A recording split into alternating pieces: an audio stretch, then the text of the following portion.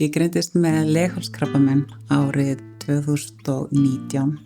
Ég fékk strax að heyra það að þetta væri ólæknandi krabbamein.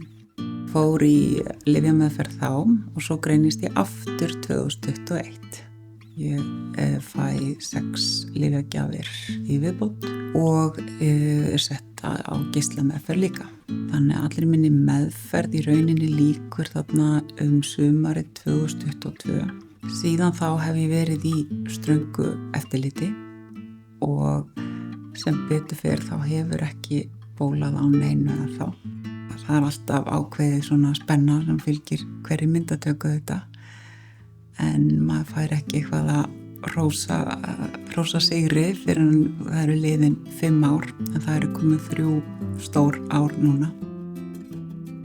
Þetta skiptir miklu máli að hafa gott bakland í kringu sig og maður verður að hafa stuðninginn í kringu sig og maður finnur að það skiptir öllu máli. Það oft sem manni langar bara að loka hurðinni og segja bara að þetta ekki hægt, þetta vonlaust út af því að maður svolítið búin að fá rauðaspjaldið í upphafi að þetta er ekki hægt.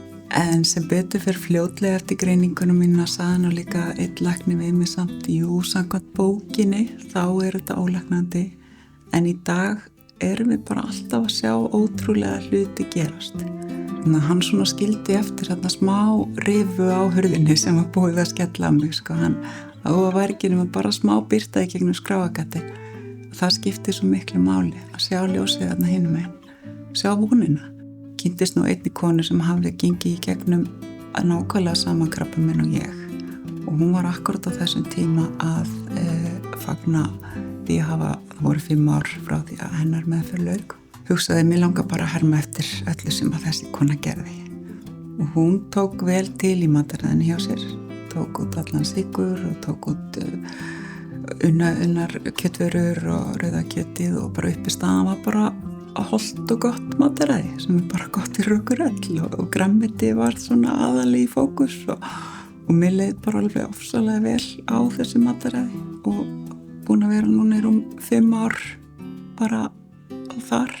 Maður setti sjálfa sig þetta svolítið mikið í bara forganga. Þetta var bara vinnan manns svona fyrstu sinn allavega meðan að stóru meðferðirnar voru í gangi. Það var bara númer 1 fyrir því, hvernig get ég hjálpað ferlinu líka. Ég hef alveg fundið líka núna hvað það gefur mér mikið að aðstoða annað fólk sem að gangi gegnum erfiðasta tímabilið. Það að sjá eitthvað komin svona langt í ferlinu með þetta þungagreiningu gefur fólki svo mikla von og vonin skiptir öllu máli.